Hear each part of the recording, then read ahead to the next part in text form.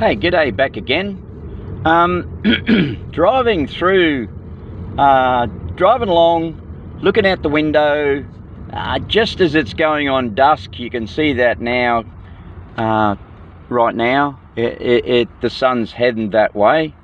It's 5 o'clock on, I think, oh crikeys, what date is it? Doesn't matter.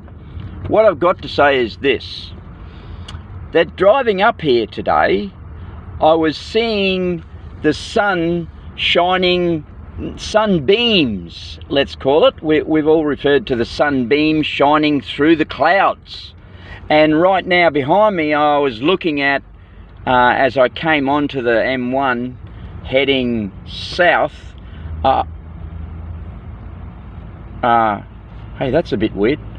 I was looking to my right, which was the north.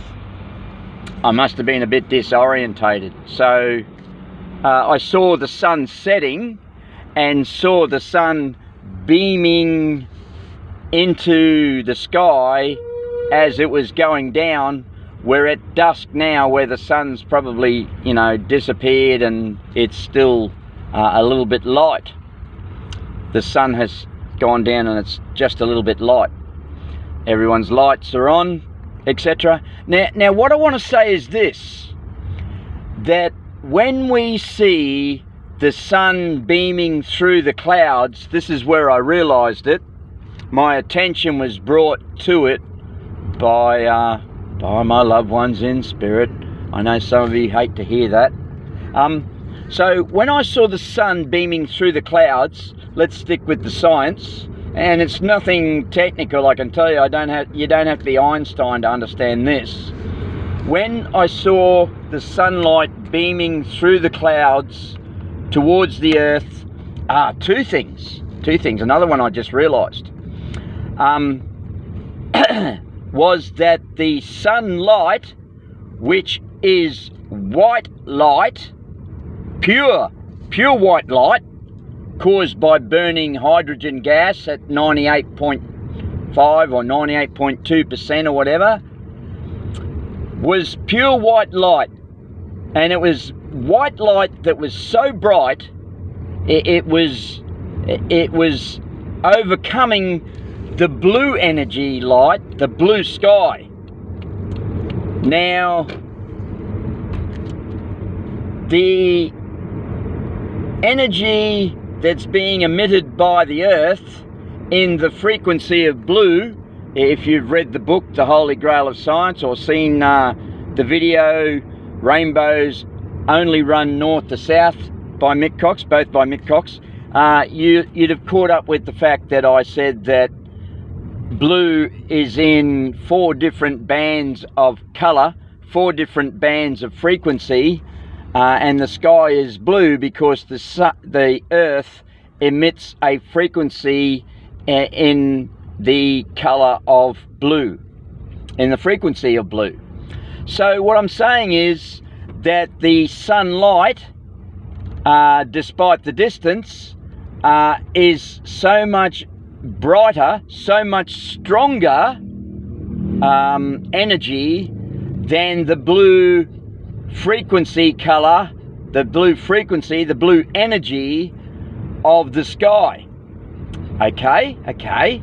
So the other one that I just realised, it was just brought to my attention as well when I was shown another beam of light that I saw on another day, was the fact that when it comes through the clouds, it's not in a parallel form. Now, it comes through the clouds and V's to a certain degree. So that's potentially got something behind it, that the sunlight, because it's a spherical shape, I guess, the sunlight is beaming out in a V. And even when it reaches the earth, it's still beaming out in a V. And of quite a V, quite a degrees of V, not a slight angle of V, of quite a substantial, I reckon, for that distance, quite a substantial V. Now, space is black, right? Space is dark. How is it that the sunlight can travel through, the white light can travel through space, all of space, which is black, it's dark, and yet become bright white light when it's here on the earth? Now, that isn't a question I expected to arise in this video. I didn't expect to have the subject of the V arise either. But how is it that bright white sunlight can travel through dark space and enter our atmosphere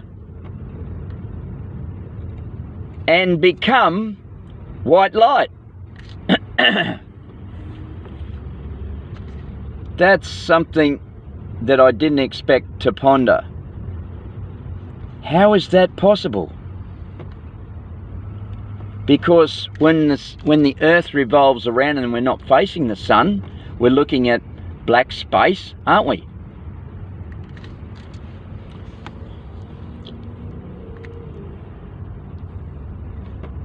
When we look at a spotlight, I'm talking about the Twin Towns Services Club is the only place I've ever seen a spotlight shone through a dark room, and I spoke about it in my book that you can see the front. If we could slow the light beam down when it was first switched on, you would see a front face, the front face of the actual spotlight beam, same as a laser beam and all the rest of it. You know, laser beams are so powerful, my mind ponders at the moment at the conundrum, is a laser beam light faster than a spotlight, than incandescent light? Because a laser beam light can go so much further. Okay, then a laser beam, to be powerful, has got to be concentrated light energy, right? To be able to cut and heat and all the rest of it, to even be able to damage your eye. It's got to be concentrated light energy, okay? So when we get copper cable and we put it through a smaller orifice, we feed it and compress it into compacted copper cable conductors, it carries, in comparison to the diameter of normal copper as it comes out of the furnace as normal copper cables. I'm just forgetting what we call compressed copper cable at the moment. It is a smaller diameter, but in the equivalent to just normal copper cable, it has a higher current carrying, higher power carrying capacity, because all of the copper atoms, are compressed. Then is that what a laser light beam is compared to, say, a halogen, quartz halogen or incandescent lamp? I'm going to have to Google that and get back to you. There'll be a second part of this video, that's for sure. Just to bring us, meaning those of you who are also thinking this is a conundrum, there'll be lots of you that have the answers immediately, but incandescent light, which has a lot of heat involved, compared to quartz halogen, which also has heat involved but not as much. Incandescent light is created by a filament, a tungsten filament glowing white hot, sorry, inside a vacuum. Probably Tesla to thank for that one, or Edison, sorry Mr. Edison, the light bulb, the man that invented the light bulb. So quartz halogen, it's got a gas inside of some type, just like neons have a gas inside, fluoros have a gas inside. So that's sunlight. It travels through a dark space. It's relative. What's that mean? Relativity? No, relative. It is relative, they're saying to me. It is relative. Incandescent light, quartz halogen light, LED light, and sunlight. Beams of sunlight traveling through dark space. No. Traveling through our Earth's atmosphere.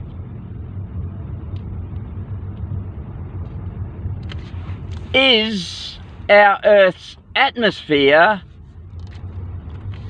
somehow relative to the gases that are in different types of lamps, bulbs? Bulbs are what plants grow from. That's what we were always told in college. Bulbs are plants. Lamps. So an incandescent lamp, quartz halogen lamp, LED lamp, sunlight lamp, Earth's atmosphere. I get the feeling there's going to be another couple of videos, another 10 videos on top of this one. We're looking at clouds across the sky here, and today again, let me tell you, today again, I made a video recently about driving with my prescription sunglasses on. I wonder whether the prescription sunglasses have got something to do with, yeah, there it is again. I'm seeing being like rainbows flying over the top. I'm going to have to stop it there and get back to you as a phone call. Let me tell you what I was going to say before I got cut off. This will be the third video on to our second video on the subject of light. I mentioned briefly just earlier that looking through the window with my sunglasses on, that I could see beams, rays, rainbows, and I've spoken about them before in another video. Beams in like a rainbow form of beam, but silverish, discolored compared to the sky anyway, looking through my tinted window, which must be UV or something, Polaroid tint or something, Polaroid prescription sunglasses that I was wearing when I saw the I'll just put them on quickly and have a look. Yeah, it's there again. Look, on the way up here, I noticed them when it was brighter, and I'll just get another pair of glasses out. Up on the way up here, I noticed them, and then I was not concentrating on them, but consciously aware of them and having a look every minute or so to see if they were traveling along with the car, meaning that the window and the sunglasses were creating them, but they weren't. They were definitely stationary in the sky, and there was definitely lots of them. If I can refer to like an aircraft hangar, you know, the dome of an aircraft hangar. And like I was traveling through a number of arches, magnetic arches. I refer to rainbows as magnetic arches. And then I noticed later on that they weren't there. I didn't take much notice. It was about 5 kilometers later, I saw another bunch of them. Only through my sunglasses, through this tinted window, 2 Polaroid lenses maybe, I'm not sure. And I'm not sure whether the prescription sunglasses have something to do with it either. But and I'm not going to put them on now. It's a little bit dark and there's a bit of traffic. But so a number of conundrums are brought up in this video that I'll patch together as one. How come the greatest conundrum of all is, how come is it that sunlight, you can't see beams of sunlight shining through dark space? If I was to shine a torch through the dark sky of night, we would see that beam. The beam of the spotlight from the back of the auditorium onto the stage, you can see that beam. When you go to the movies, in the early day, when you go to the drive-in, you can see the beam shooting onto the screen going through the dark sky. But why is it that we only see sunlight when it enters the Earth's atmosphere? Is it something to do with, it can't possibly be something to do with that blue hue of energy coating, encompassing our Earth, surrounding our Earth. And that blue hue has obviously got to be there at night time as well, if it is a frequency being emitted by our Earth, an energy in the frequency of that neon blue, that blue hue in space that we see through by the NASA photographs and great Elon Musk's spacecrafts and all the others that have sent spacecrafts out there. It's a real conundrum, I tell you. For me, I just can't figure out why we don't see from space, why we don't see beams of light from the sun. Why is space dark, black? Is it something to do with black matter? I don't know. Anyhow, conundrums. Light conundrums. So the comparison of incandescent light particles compared to laser light particles, I'm going to try and read it out to you. The search. Incandescent light and laser light consist of the exact same fundamental particles, photons. However, their emission processes create drastically different photonic behavior. While incandescent photons are emitted chaotically across all directions and colors, laser photons are focused into perfect harmony, marching in the exact same phase and direction. Phase meaning the same frequency. When they say that incandescent particles are chaotic, it means that they're creating all different types of frequencies. Now it says that while incandescent photons are emitted chaotically across all directions and colors, laser photons are forced into perfect harmony, marching in the exact same phase and direction. So different colors for incandescent. Well, we know that laser comes in different colors as well, so I don't know why they didn't mention that. The comparison between how these particles are generated and behave comes down to 4 core differences.